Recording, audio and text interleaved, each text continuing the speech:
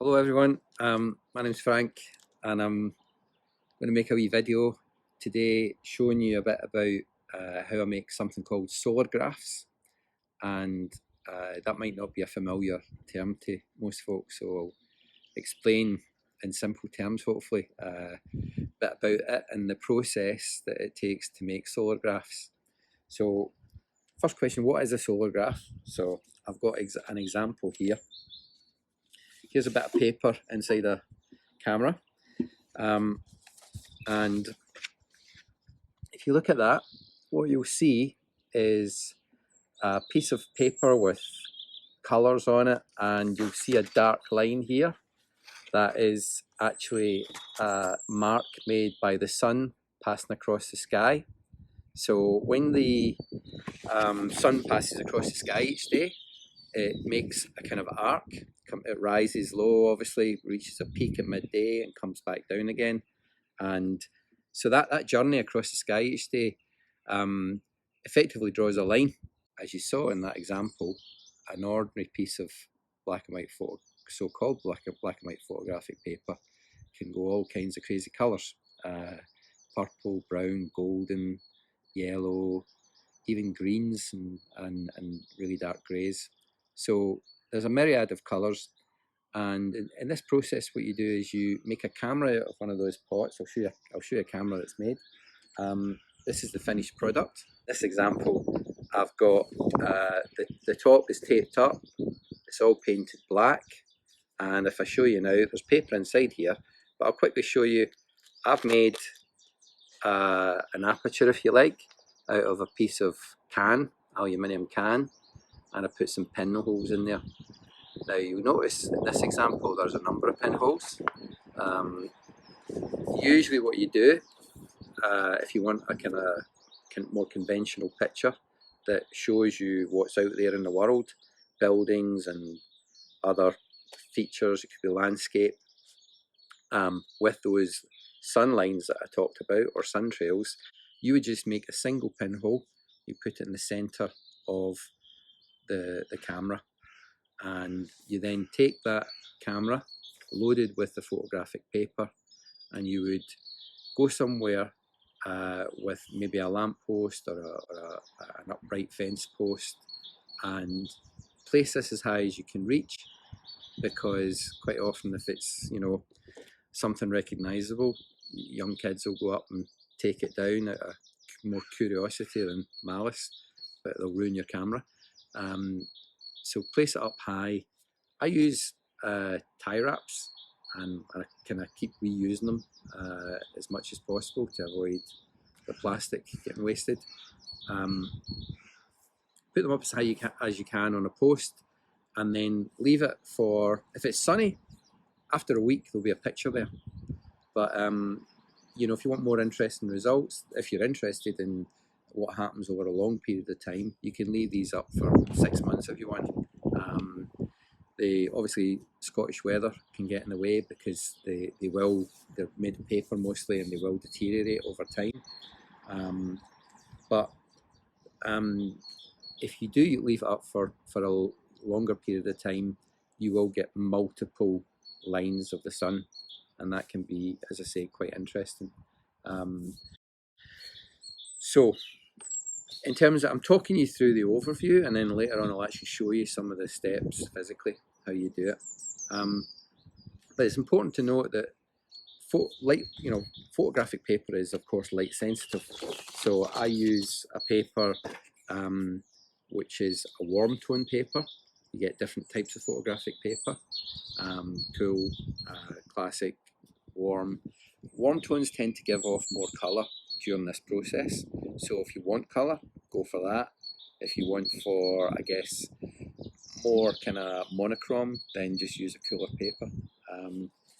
But this is what I use. Now, when I first started making these Pringle, believe it or not, 10 years ago, Pringle pots were smaller. And bucking the trend, the Pringles people decided to make their pots larger about 10 years ago, so that the reason I stuck on this container for making these cameras is you can just about fit in an 8 by 10 sheet of photographic paper and 8x10 is the standard size that most people use anyway. So there's a lot of that paper about still getting made. But one thing that I learned is that because of where we are and the rain in Scotland, you use it once and it'll shrink, and then as it dry, as it absorbs the water and then dries out again, it shrinks slightly. So if you go to reuse it, an 8x10 won't quite fit in. So mostly I now use 9.5x7 paper, which you can get not always in stock, but I buy like packets of 100, so it lasts quite a while. When we're not on lockdown, I spend quite a lot of my summers travelling around Scotland, climbing up lampposts with this telescopic ladder. Again, you can get them on eBay for 30 quid or something like that. But if you don't have a ladder, get your friend to give you a shimmy up.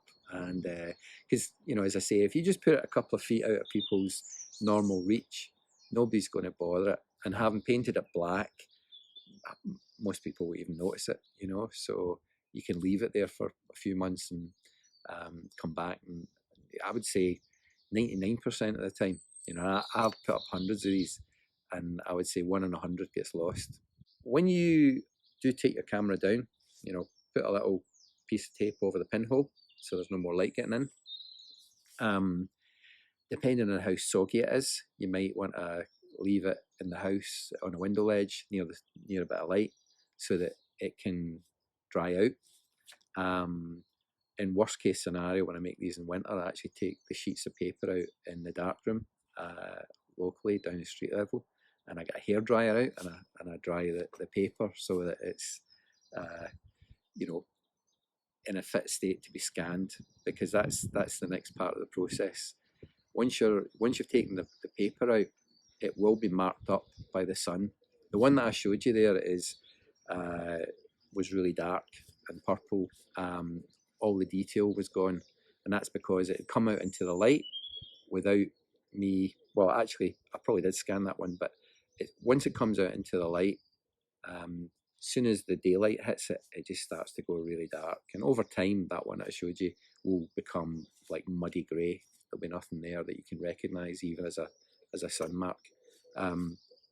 So the kind of part of the beauty of this process for me is that it's completely dependent on analog and digital. You can't make these solargraphs without both, really. So as soon as it comes out of the pot, assuming that it's fairly dry, you would put it on a flatbed scanner and you would scan the image to create a digital file that later on you can manipulate slightly, and that's your solargraph. But do remember that as soon as that scanner head with a light goes across the piece of paper, that act in itself destroys what was already there. So I like that, kind of the deadly embrace of the analog and the digital. So when you get your file, your solargraph as a digital file, you can open it up in any kind of software editing package. The one we most have is Photoshop, and if you know anything about Photoshop, all I need to say is you bring in the contrast levels and the more detail pops out. That's about the only thing I do myself, but you can play around with Photoshop and other packages to manipulate the image and try and get detail out if that's what you're interested in. What I'll show you is a couple of examples of old cameras that I've used. So this one is actually, it's funny, when I collect these in, I usually have a little bit of tape, masking tape, and I'll write the name of the place on the bottom there.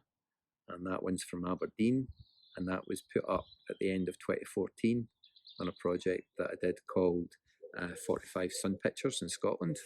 And then more recently, I just by chance, when I was looking for a couple of cameras, pulled out two that were from Aberdeen.